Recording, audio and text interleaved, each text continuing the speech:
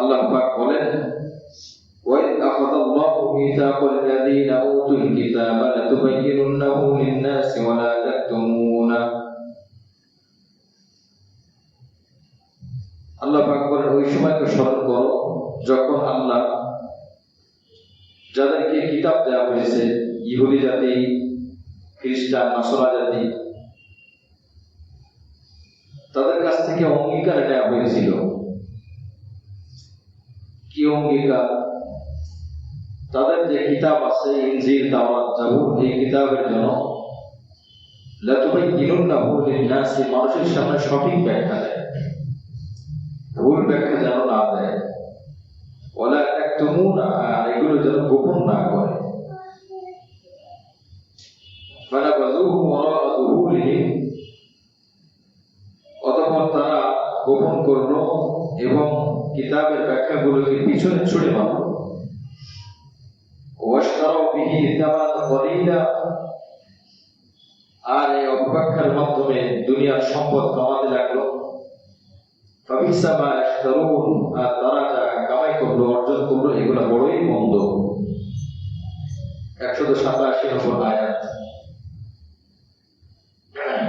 পৃথিবীতে আসার আগে আল্লাহ পাক সকল কাছ থেকে অঙ্গীকার নিয়েছেন, বিশেষ করে 3 প্রকার অঙ্গীকার।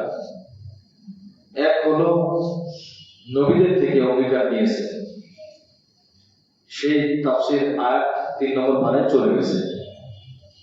নবীদের থেকে এই অঙ্গীকার যে নবী আপনারাও যদি মুহাম্মদকে পাক সাল্লাল্লাহু আলাইহি ওয়াসাল্লাম তার কোরআন পাক আপনারা সেগুলোকে বিশ্বাস করবেন, মেনে নেবেন, এই অঙ্গীকার ছিল।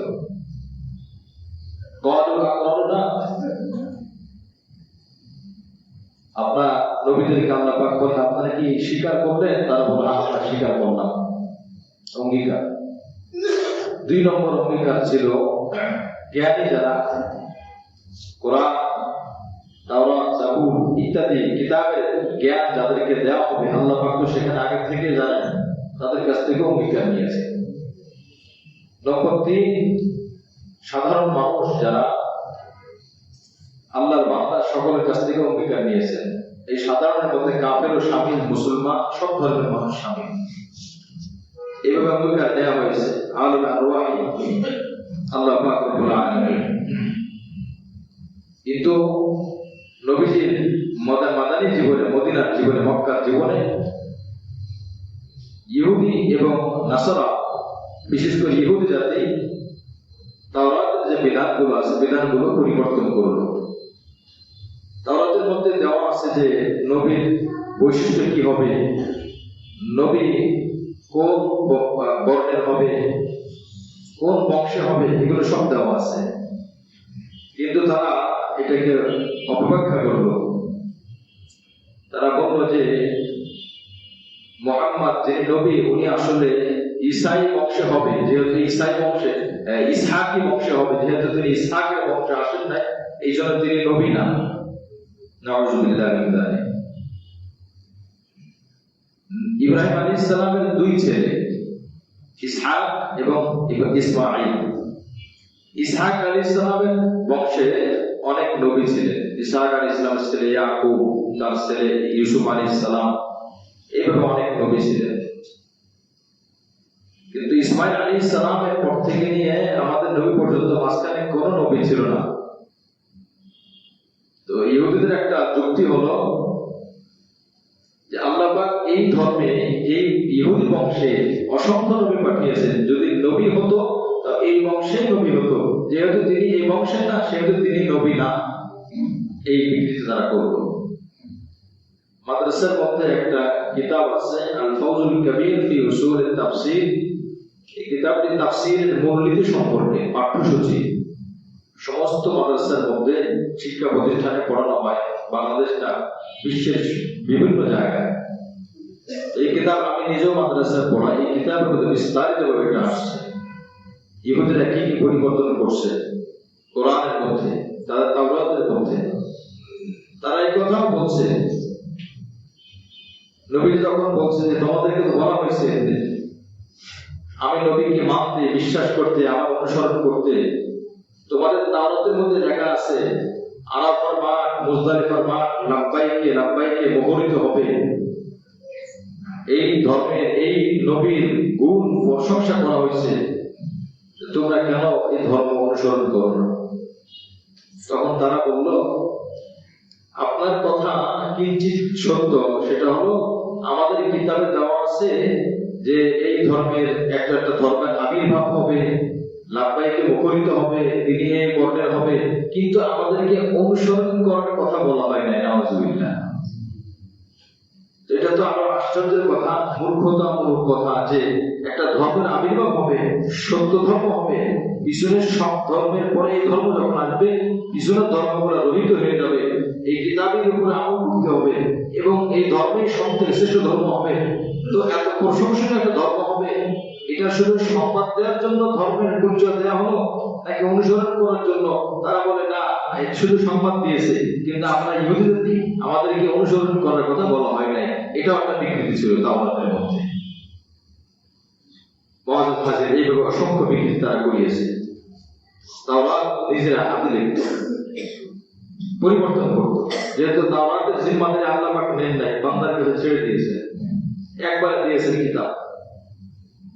لا تحسبن الذين يفرحون بما أتوا ويحبون أن يحمدوه তোমরা لا تحسبن الذين ধারণা করো না যারা বিমা আতাও যা তারা পেয়েছে এই বিষয়ে তারা খুশি হয়, ওয়াইহিব্বুনা এবং তারা আরো আনন্দিত হয় যে বিষয়ে তারা করে নাই সেই বিষয়ে তাদের কাছে ন্যস্ত করার কারণে। একজন একটা ভালো কাজ করে নাই কিন্তু সে এই করেছে এই দাবিদার এবং তাকে বলা হলো না উনি করেছেন, এই বিষয়ে তারা খুব খুশি হয়, সন্তুষ্ট হয়।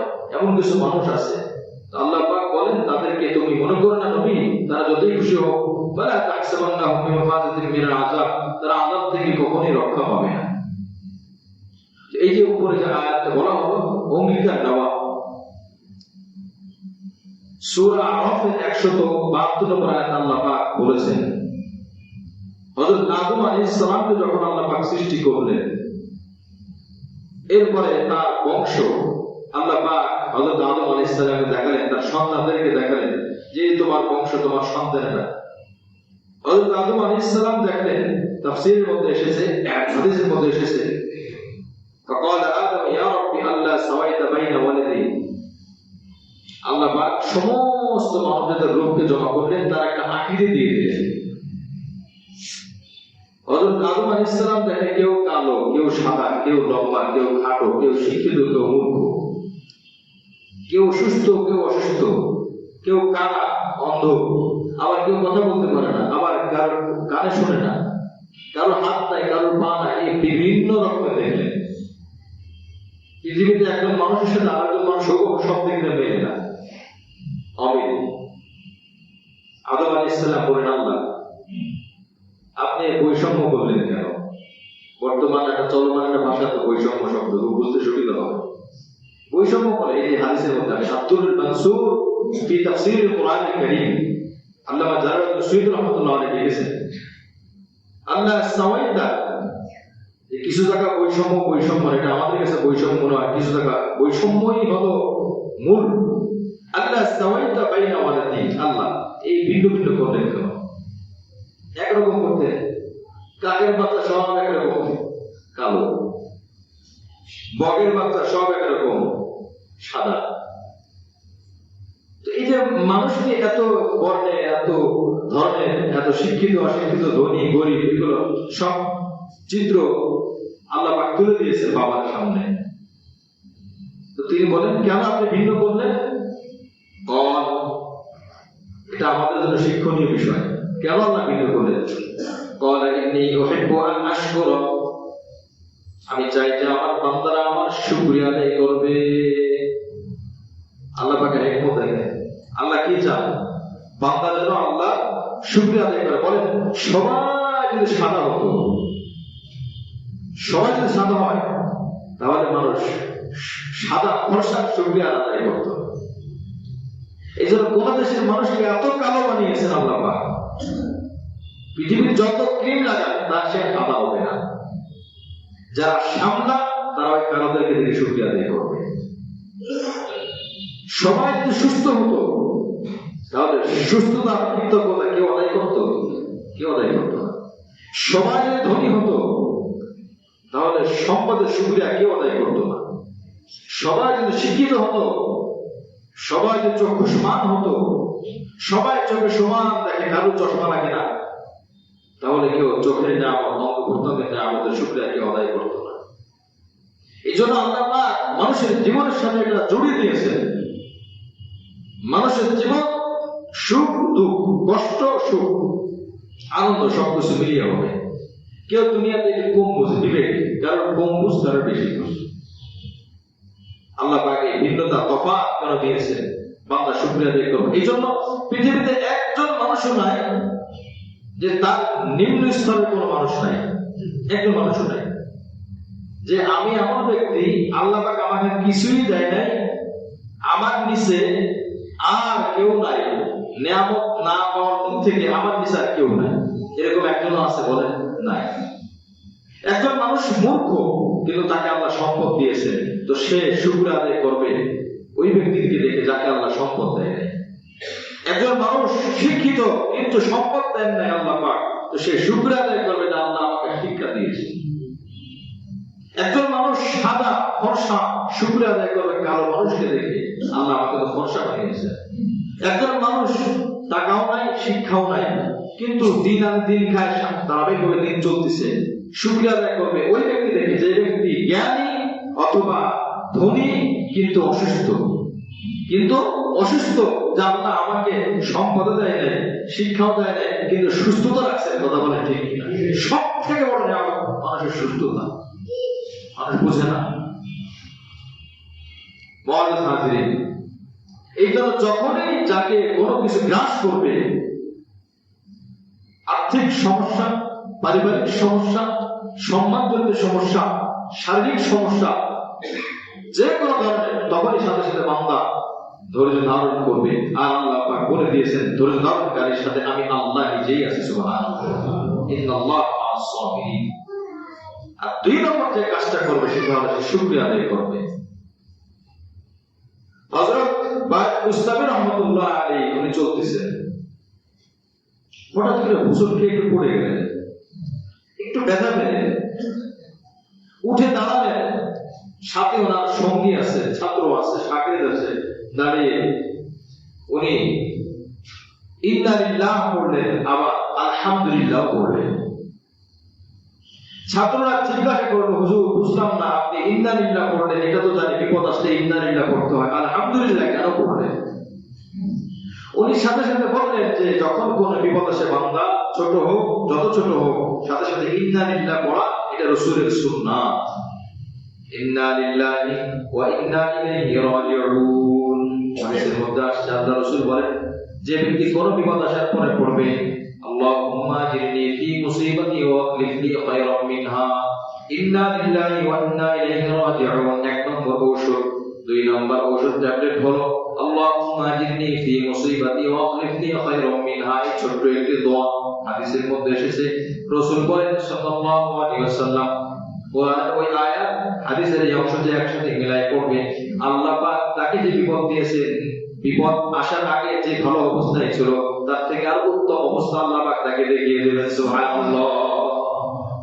উম্মে সালামা রাদিয়াল্লাহু তাআলা আনহা, নবীর স্ত্রী, হুজুরের কাছে আসছেন, হুজুর আমার স্ত্রী, আমার স্বামী মারা গেছে, আমি কি করব? নবী বলেন দুইটা দোয়া করো, ইন্না লিল্লাহি ওয়া ইন্না ইলাইহি রাজিউন। দুই নম্বর আল্লাহুম্মা জিরনি ফি মুসিবাতি ওয়া আখলিফনি খায়রাম মিনহা। এই দোয়াটি পড়ো। তিনি পড়লেন দোয়া পড়ার পরে কিছুদিন তিনি ধৈর্য ধারণ করলেন। স্বামীহারা বিধবা নারী, কষ্টের দিন জীবন যাপন চলে। তার কিছুদিন পরে সরাসরি নবীর পক্ষ থেকে বিবাহের প্রস্তাব এসেছে। সুবহানাল্লাহ। তিনি নিজে হাদিসটি বর্ণনা করেন আর বলেন, নবী আমাকে শিক্ষা দিয়েছেন কোন বিপদ আসলে দোয়া পড়া। আমি দোয়া করেছি, আমি বাস্তব দুনিয়াতে এই নিয়ামত পেয়েছি। আমার স্বামী এই জামানার একজন নবীর উম্মত ছিল, আর আমি দোয়া পড়ার কারণে আল্লাহ পাক আমাকে এই জামানার নবীর স্ত্রী বানিয়ে দিয়েছেন। সুবহানাল্লাহ। তো আমাকে বিধবা বানিয়ে আল্লাহ পাক বড় নিয়ামত দিয়েছেন। বান্দা অনেক কিছু বুঝবে না, বান্দার চোখে অনেক কিছু ধরা পড়বে না, অনেক বড় বড় নিয়ামত আছে যেগুলো চোখে দেখা যায় না। আমার হাত আমার চোখে দেখা যায় না, আমার শ্বাস প্রশ্বাস এটা চোখে দেখা যায় না, এটা অনুভব করার জিনিস। ফেরেশতার চোখে দেখা যায় না, এটা বিশ্বাসের জিনিস। এগুলো আমাকে উপকার করে, অদৃশ্য জায়গা থেকে আমাকে উপকার করে। এই জন্য এই দোয়া পড়া ভাই বুঝতে বলেন নবীর সুন্নাত আমি দোয়া করছি ইন্নালিল্লাহ, কিন্তু সাথে সাথে আমি চিন্তা করলাম আমি পড়ে যাওয়ার পরে হালকা ব্যথা পেলাম। অনেক মানুষ পড়ে যাওয়ার পরে পাটা ভেঙে যায়, অনেক মানুষ পড়ে যায় মাথা আঘাত লাগে, মারাও যায়। আমার তো পাও ভাঙে নাই, মাথায় আঘাত লাগে নাই। এই জন্য আমি শুকর আদায় করে আলহামদুলিল্লাহ বললাম, সুবহানাল্লাহ। বিপদ আসছে। হযরত আব্দুল কাদের জিলানী রাহমাতুল্লাহ আলাইহি, উনি বুজুর্গ ছিলেন, আলেম ছিলেন, প্লাস ব্যবসায়ী ছিলেন। ওনার পীরের কথাটা আমরা বেশি জানি, উনি ব্যবসায়ী ছিলেন এটা আমরা জানি না। এখনকার সময় একই সাথে মানুষ দিনদার হবে, ব্যবসা করবে, এটা মানুষ মানতেই চায় না। উনি দিনদার মানুষ, উনি বুজুর্গ মানুষ, উনি বড় আলেম মানুষ, উনি ব্যবসা করে মেরে না, মনে হচ্ছে ব্যবসাটা একটা খারাপ জিনিস। ওনার সংবাদ আসছে ব্যবসায়িক নৌকা জাহাজ ডুবে গেছে, আপনার মাল আসতেছে শুনলাম ডুবে গেছে। উনি সাথে সাথে আলহামদুলিল্লাহ বললেন। এরপরে আবার কিছুদিন পর সংবাদ আসলো, তথ্যটা বলছিল আপনারটা ডুবে নাই, পার্শ্ববর্তী অন্য কোন জাহাজ ডুবে গেছে, নৌকা পাল তোলা নৌকা ডুবে গেছে। উনি আবার আলহামদুলিল্লাহ বললেন শোনো, আমি প্রথমবার যখন আমাদের সম্পদ নষ্ট হওয়ার সংবাদ শুনেছি আমি আলহামদুলিল্লাহ এই জন্য বলেছি যে আমার সম্পদ ডুবে যাওয়ার পরে আমার ধৈর্য আছে কিনা এটা পরীক্ষা করলাম, এবং আমি এই চিন্তা করলাম এর থেকে বড় মুসিবত হতে পারে সম্পদ না যে আমি নিজেও তো ধ্বংস হইতে পারতাম। এই জন্য আমি আলহামদুলিল্লাহ বলেছি। দ্বিতীয়ত যখন আবার সম্পদের সংবাদ শুনলাম তখন আলহামদুলিল্লাহ বললাম। চিন্তা করলাম আমার মধ্যে কোনো লোভ কাজ করছে কিনা, দেখলাম না, লোভ কাজ করে নাই। আগেও যেমন ছিলাম, বড় ব্যবসা করে একটা দৈনন্দিন একটা কাজ, বাথরুমে যাওয়া যেমন কাজ, ঘুমানো একটা কাজ, খাওয়া দাওয়া একটা কাজ, চলাফেরা একটা কাজ, ব্যবসাও একটা কাজ, জীবন উপকরণ। এই জন্য আমি শুকরিয়া আদায় করলাম। এদের বলতেছিলাম আল্লাহ পাক রব্বুল আলামিন সূরা আরাফের মধ্যে আলাস্তু বিরাব্বিকুম ক্বালু আদম আলাইহিস সালাম, ওই যে কথা থেকে আসছিলাম আমরা, এই ভিন্ন ভিন্ন কেন, যাতে করে বান্দা কি করতে পারে ভাই, শুকরিয়া আদায় করতে পারে। এই জন্য একজন মানুষও পাবেন না যার নিচে বিপদগ্রস্ত আর নাই, তিনি সব থেকে বড় বিপদগ্রস্ত, একটা মানুষ নাই। নবী বলেন অনজুর ইলা মান হুয়া আসফালু মিনকা, তোমার নিচে যে আছে সেই দিকে তুমি তাকাও, সান্ত্বনা পেয়ে যাবা। বিপদে তোমার নিচে আছে, ঘর বাড়ি তোমার নিচে আছে, 2 তলা বিল্ডিং এর মালিক টিনের বাড়ির দিকে তাকাবে, শুকরিয়া আদায় করবে। 10 তলা বিল্ডিং এর মালিক যে 2 তলা বিল্ডিং এর মালিকের দিকে তাকাবে, শুকরিয়া আদায় করবে। 1 বিঘা জমির মালিক 1 কাঠা মালিকের দিকে তাকাবে, শুকরিয়া আদায় করবে, চেষ্টা করবে বাকি শুকরিয়া আদায় করবে। 1 বিঘার মালিক যদি চিন্তা করে অমুকের 2 বিঘা, আমার কেন 2 বিঘা হয় না, আমার যে কোনো ভাবে অর্জন করতে হবে, হালাল নাই, হারাম নাই, দিন নাই, রাত নাই, ইবাদত নাই, বাস লেগে গেছে, কাজ লেগে গেছে। এই যে নাশুকরিয়া শুরু হয়েছে। বান্দা যখন নাশুকরিয়া করে তখন আল্লাহ হারাম পাচ্ছে না, আর ইবাদত তার থেকে আর অর্জন হয় না। এই জন্য আদম আলাইহিস সালামকে আল্লাহ পাক দেখিয়েছেন যে শোনেন আমি ভিন্নতা রেখেছি, এবার বলেন এই যে সুবিধা অসুবিধা, সবার মধ্যে কিছু সুবিধা আছে কিছু অসুবিধা আছে, এটার দ্বারা কি আমাদের উপকার নাকি আমাদের ক্ষতি, বলেন তো? উপকার। হাদিসের মধ্যে আসে, তিরমিজি শরীফের হাদিস, আল্লাহ পাক হাসরের ময়দানে, জান্নাতে যাওয়ার আগে হাসরের ময়দানে পুরস্কার দেওয়া শুরু করবে। অসুস্থ মানুষের পুরস্কার এমন ভাবে দিবে, দিতে থাকবে। অসুস্থ মানুষ, বিপদগ্রস্ত মানুষের, তখন একদল মানুষ আফসোস করবে, দাঁড়িয়ে পড়বে, যারা সুস্থ ছিল তারা বলবে আল্লাহ অসুস্থ মানুষের এত নিয়ামত আপনি দিচ্ছেন, নামাজ না পড়েও নামাজের সব পাইলো, আবার অসুস্থতার কারণে আলাদা নিয়ামত পাইলো, সুবহানাল্লাহ, ডাবল সওয়াব। নামাজের শুধু নামাজের সওয়াব, আর যে নামাজের ব্যক্তি অসুস্থতার কারণে নামাজ পড়তে পারলো না, ইবাদত করতে পারলো না, কিন্তু আফসোস ভিতরে ওই ব্যক্তির নামাজ না পড়ার কারণে নামাজের সওয়াব আল্লাহ পাক দিবেন, সাথে সাথে অসুস্থতার কারণে বিপদে ছিলেন, সবর অর্জন করেছেন, এটার নিয়ামত আল্লাহ পাক দিবেন। সুবহানাল্লাহ, দ্বিগুণ নিয়ামত। তো কিছু মানুষ বলবে তিরমিজি শরীফের হাদিস, আয় আল্লাহ, দুনিয়াতে কেন আমার চামড়া আমার শরীর করাত দিয়ে কাটা হলো না, আমার চামড়া আমার শরীর থেকে করাত দিয়ে কাটা হতো, আজকে আমি এই আখিরাতে এই অসুস্থতার নিয়ামত পাইতাম।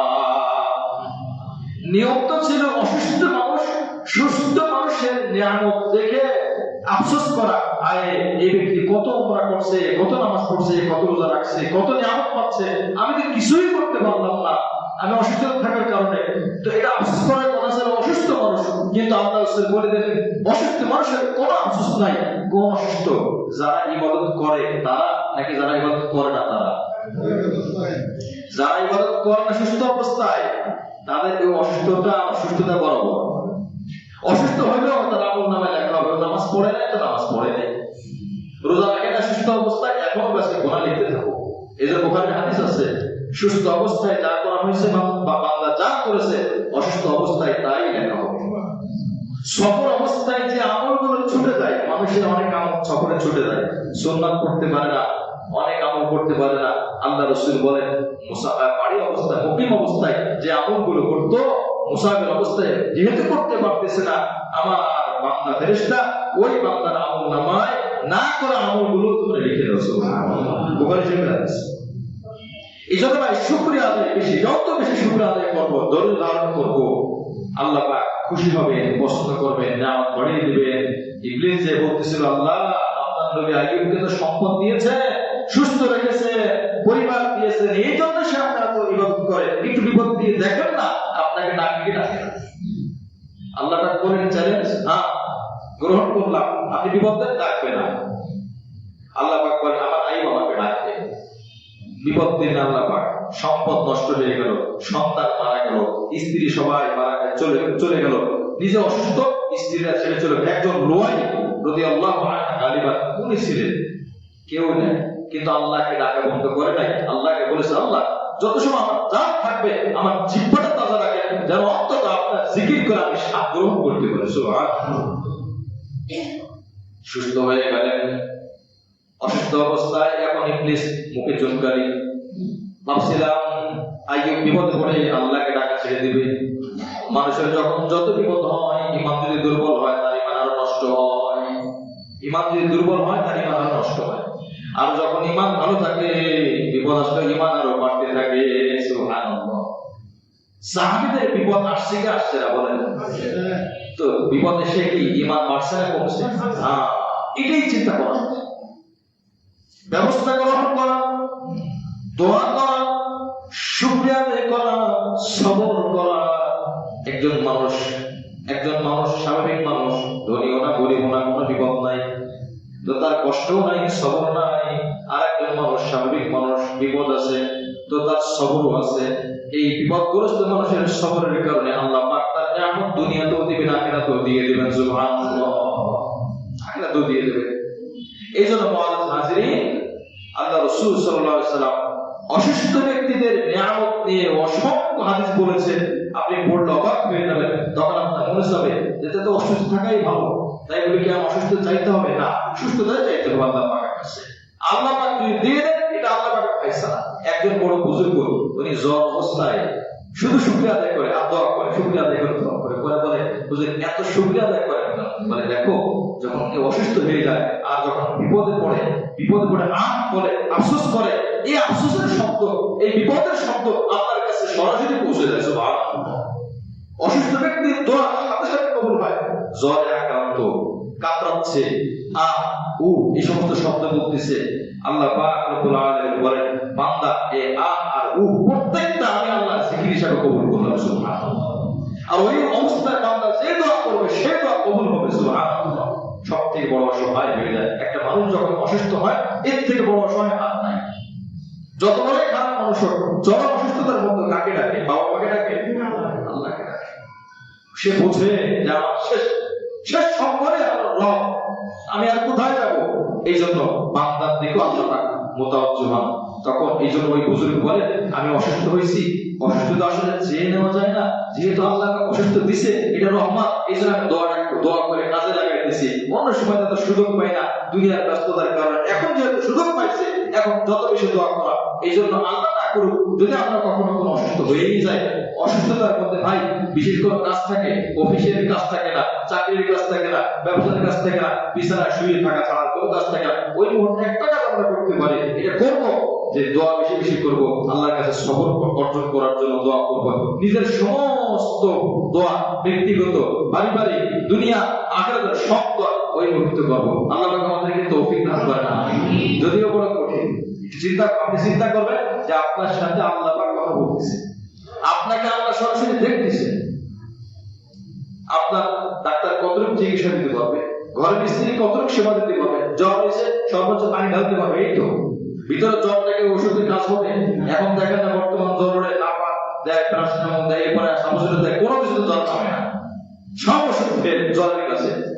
একদিন, দুই দিন, 3 দিন পর্যন্ত 103, 4, 5, 6 এই পর্যন্ত জ্বর উঠে যায়, জ্বর নামে না। জ্বর নামে না কেন? ওষুধের পাওয়ার কি নষ্ট হয়ে গেছে? বলে আল্লাহ পাকের ফায়সালা হয়নি, আল্লাহ চাচ্ছেন যে জ্বর নামবে না। এই জন্য অসুস্থ হয়ে বুজুর্গ হয়ে গেছে বলে, আমি তো ইচ্ছা করলে অসুস্থ নেওয়া যাবে না, এটা তো হারাম, ইচ্ছা করে কোনো ক্ষতি করা এটা তো হারাম।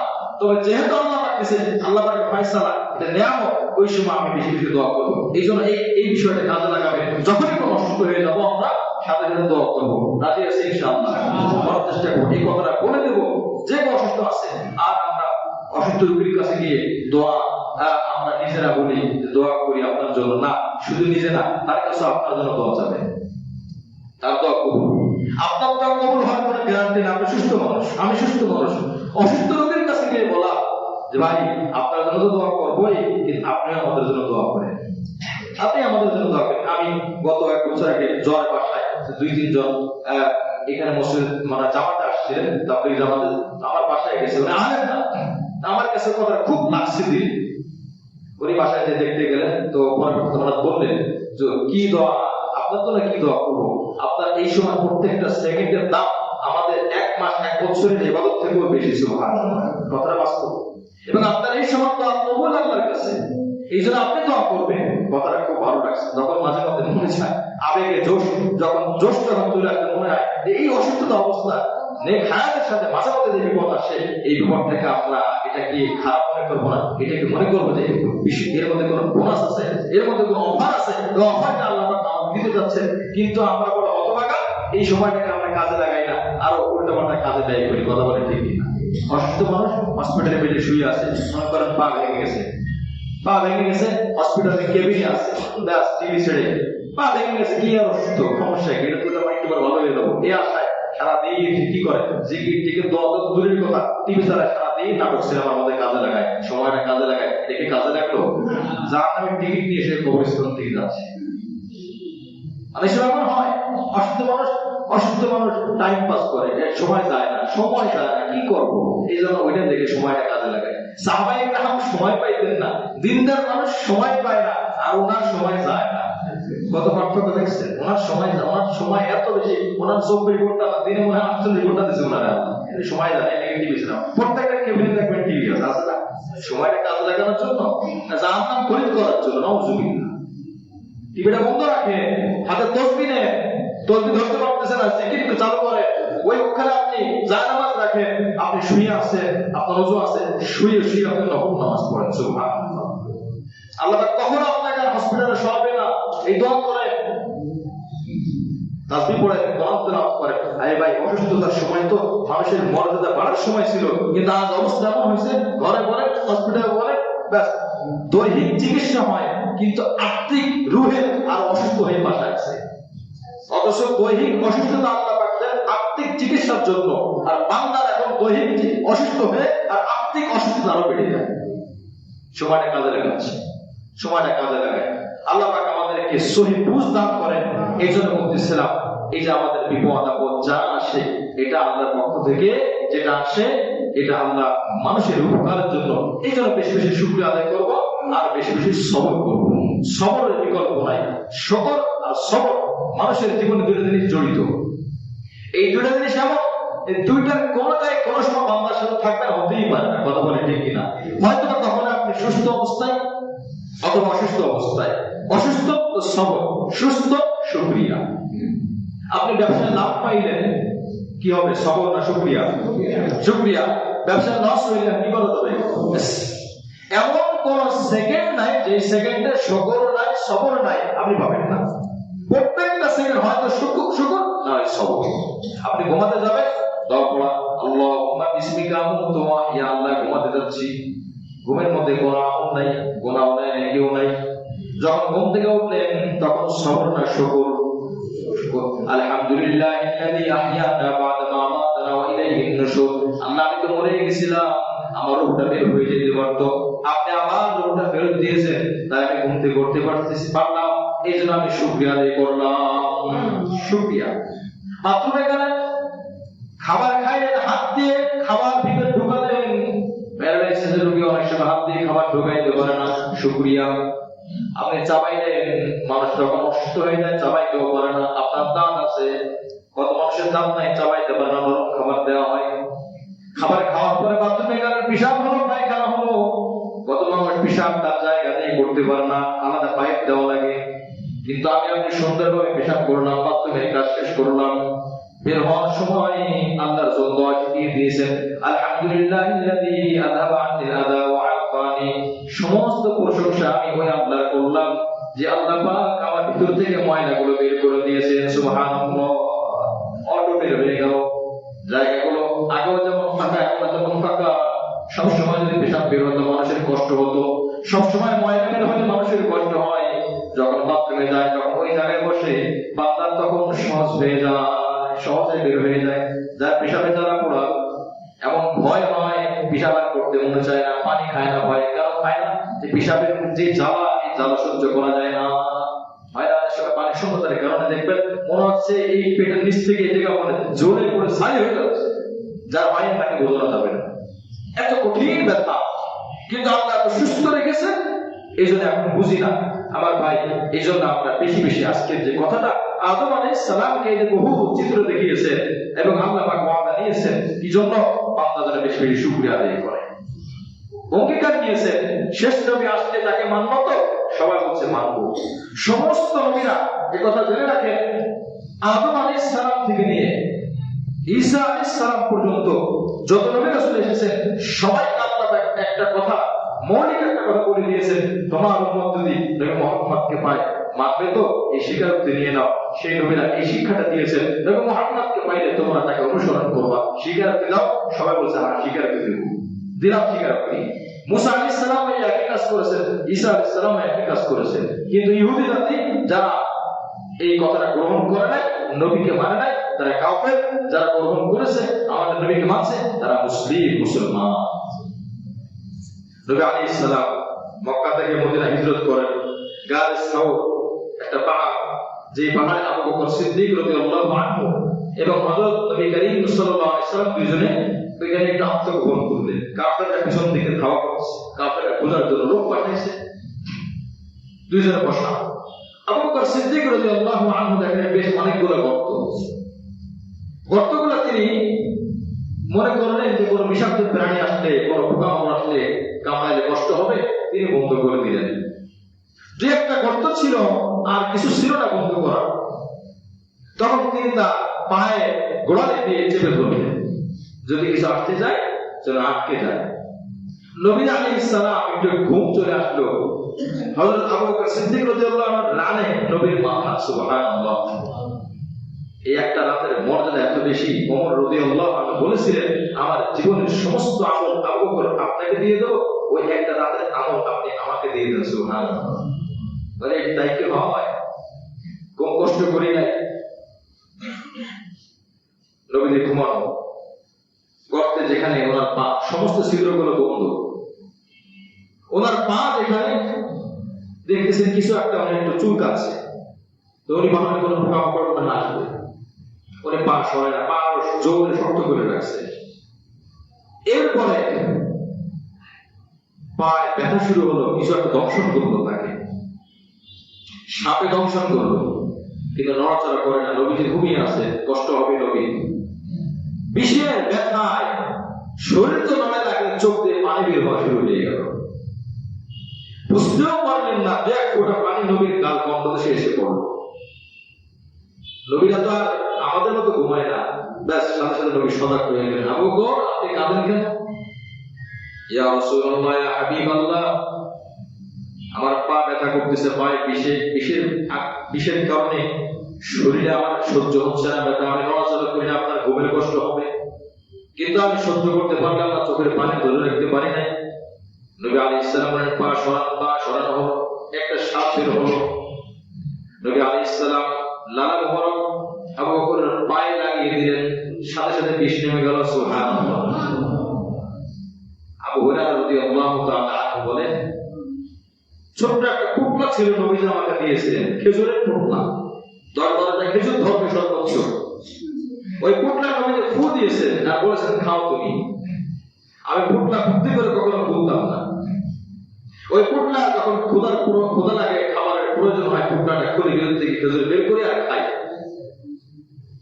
ওমর রাদিয়াল্লাহু আনহু 10 বছরের খেলাফত, আবু বকরের 2 বছরের খেলাফত, ওসমান রাদিয়াল্লাহু আনহু 12 বছরের খেলাফত, প্রায় 24 বছরের কমবে। আমি 24 বছর পর্যন্ত ওই একটা পুটলার মধ্যে হাত ঢুকিয়ে খেয়েছি, আমার একটা খেজুর কমে না। সুবহানাল্লাহ। তাকাই না। আফসোসের বিষয় হলো ওসমান রাদিয়াল্লাহু আনহু যখন এদের ইন্তেকাল করেন, শহীদ হন, ভাই হতাশ করতে দৌড়াদৌড়ি করতে করতে কোন জায়গায় পড়ে গেছে, আমি আর খুঁজে পাইনি। নবীজি যেখানে হাত দিয়েছেন, 1 লিটার পানি দিয়ে 80 জন মানুষ তারা ওযু করেছে। সুবহানাল্লাহ। 1 লিটার পানি দিয়ে। মুসলিম শরীফের হাদিস, বুখারী শরীফের হাদিস। 3টা রুটি 70 জন সাহাবী খেয়েছেন। সুবহানাল্লাহ। 3টা রুটি। মুআজ্জাজ নাজিরিন 1.5 থেকে 2 লিটার পানি, সাহাবাদের পানি পিপাসা লেগেছে। হাদিসের মধ্যে এসেছে 1400 সাহাবী 2 লিটার পানি পান করেছে, এরপর পানি শেষ হয় না। সুবহানাল্লাহ। নবীর মুআজিজা, হাদিসের ঘটনা এগুলো। এরপরে নবী আলাইহিস সালাম সাহাবীদের দিকে তাকায় বললেন, এই আমার আবু বকর দর্শন করছো? মানসুর নুরমানি রাহমাতুল্লাহ আলাইহি অনেক বড় হাদিসের কিতাব লিখেছেন, মাআরিফুল হাদিস উনি লিখেছেন। নবীজি বলছেন, তুমি আমার আবু বকর দর্শন করছো কেন? উনি বলেন, সাথে সাথে সাপের জবান খুলে গিয়েছে। সুবহানাল্লাহ। নবীর সাথে তো গাছও কথা বলতেন, প্রাণীও কথা বলছে। বলেন, ইয়া রাসূলুল্লাহ, ইয়া হাবিবাল্লাহ, আমি সাপ না। বলে, তুমি কে? আমি ঈসা নবী আলাইহিস সালামের একজন সাহাবী। সুবহানাল্লাহ। আমি ঈসা নবী কি? ঈসা নবী আলাইহিস সালাম বলেছেন, শেষ নবী মুহাম্মদ যখন আসবে, তোমরা যদি তার তোমরা হায়াত পাও, নবীর সাক্ষাৎ পাও, ওই নবীর পরিমাণ আমার তোমাদের উপর ফরজ। আমার কৌতূহল জেগেছে, আমি বলেছি, ঈসা নবী, আমি ওই নবীর সাক্ষাৎ পাইতে চাই, তাকে আমি দেখতে চাই। ঈসা আলাইহিস সালাম বললেন, এটা তো সম্ভব না, এত লম্বা সময় হায়াত কারোর হয় না।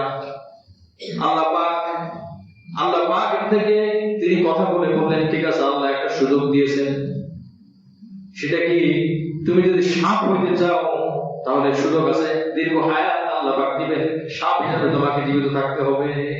সে বলে, তাও রাজি আছি। কিতাবের মধ্যে আসছে, মক্কা থেকে মদিনার এই পথে ওই নবী হিজরত করবেন, এই পাহাড়ে আশ্রয় নেবেন। ইয়া নবী আল্লাহ, ইয়া রাসূলুল্লাহ, আমি শত শত বছর পর্যন্ত ওই পাহাড়ে আশ্রয় নিয়েছি শুধুমাত্র আপনাকে দেখার জন্য। ঈসা আলাইহিস সালাম বলেছেন, আপনি আসবেন, আমি জানি, এই পাহাড়ে আপনি আত্মগোপন করবেন। আল্লাহ পাক রব্বুল আলামিন তাকে হায়াত দিলেন, সাপ হয়ে থাকলো। উনি বলেন, আমি এখন আপনার সাথে সাক্ষাৎ করবো, আপনি চলে গেলে আপনাকে আর খুঁজে পাবো না, এই জন্য আপনাকে দেখার জন্য ভাবলাম এখন আক্রমণ করা ছাড়া আমার কোনো বিকল্প উপায় নাই। আমি আক্রমণ করলাম যাতে করে আপনার চেহারা মোবারক দেখতে পারি, সুবহানাল্লাহ, আপনার উপর ঈমান আনতে পারি। আল্লাহ পাক দোয়া করলেন, আল্লাহ পাক তাকে আবার মানুষ বানিয়ে দিলেন। মুজাহিদ রহমান রাহমাতুল্লাহ আলাইহি বলেন, ওই লোকটা স্বাভাবিক মৃত্যু হয়ে যায়। সুবহানাল্লাহ। এই ঘটনা এই জন্য বলেছেন যে ওই আখাযা রাব্বুকা মিন বানি আদম, প্রত্যেক নবী তার উম্মতকে শিক্ষা দিয়েছেন, শেষ নবী আসবে, আমাদের ধর্মের সমস্ত কিতাব রহিত হয়ে যাবে, আমল বন্ধ হয়ে যাবে, কিতাবের কোরআনের আমল হবে, নবী মুহাম্মদের আমল হবে, এই বিশ্বাস তোমরা করো। সকল বলছে, বিশ্বাস করলাম, এটার উপরে স্থির থাকতে হবে। আল্লাহ পাক আমাদেরকে না চাইতে দিয়ে দিয়েছেন, এই নবীর উম্মত বানিয়েছেন। এই জন্য আমরা গুরুত্ব দিই না। তারা সাপ হয়ে থাকতে চাইছে যে ওই নবীর যেন আমরা সাক্ষাৎ পাই। ঈসা আলাইহিস সালাম এই নবীর জামানা পাইতে চাইছে, আল্লাহ তাকে উঠিয়ে নিয়েছে। একজন নবী পর্যন্ত এই জামানা চেয়েছেন, আর আমরা এই নবীকে পেয়ে, এই নবীর জামানা পেয়ে আমরা নবীর আদর্শ এখনো পর্যন্ত গ্রহণ করতে পারলাম না। এর বড় আফসোসের কথা। এই জন্য আল্লাহ পাক বলেন, লা তাহসাবান্নাল্লাযীনা ইয়াফরাহুনা বিমা আতাউ ওয়া ইউহিব্বুনা আন ইয়াহমাদু বিমা লা তাফআলু ফালা তাহসাবান্নাহুম বিমাফাযাতিন মিনাল আযাব। তারা যা পেয়েছে, মুনাফিকরা যা উল্টাপাল্টা করে আর মনে করবে আমরা যথেষ্ট, আর কিছু লাগবে না। আর মাঝে মধ্যে যে কাজ করে ওই কাজের প্রশংসা করা হয়, খুব খুশি হয়ে যায়। আল্লাহ পাক বলেন, তারা যে জাহান্নাম থেকে বেঁচে গেছে, এটা যেন তারা না হয়, আমি আল্লাহ তাদেরকে জাহান্নামে দিব। ওয়ালাহুম আযাবুন আলীম, তাদের জন্য রয়েছে যন্ত্রণাদায়ক শাস্তি। ওয়ালিল্লাহি মুলকুস সামাওয়াতি ওয়াল আরদ, সমস্ত আসমান জমিনের রাজত্ব একমাত্র আল্লাহ পাকের, সমস্ত ক্ষমতা একমাত্র আল্লাহ পাকের। ওয়াল্লাহু আলা কুল্লি শাইইন কাদির, আল্লাহ পাক সব বিষয়ে ক্ষমতাবান। এই আয়াতের এই অংশটা কোরআনের বহু জায়গায় আল্লাহ পাক উল্লেখ করেছেন। সমস্ত বিষয় একক ক্ষমতাবান, ক্ষমতার অধিকারী কি? একমাত্র আল্লাহ পাক। যদি অন্য কোনো কিছুকে মানা হয়, অন্য কোনো ব্যক্তিকে মানা হয়, এটা শিরকে আকীদা হবে, ঈমান বিধ্বংসী আকীদা হবে, ঈমান নষ্ট হবে। মুআজ্জাজ হাজিরিন, 187, 88, 89 নম্বর আয়াত পর্যন্ত আমরা আলোচনা করলাম, শুনলাম। আল্লাহ আমাদের সকলকে পরিপূর্ণ ঈমান অর্জন করে ঈমানের সাথে আমাদের মওত নসিব করেন, আমিন।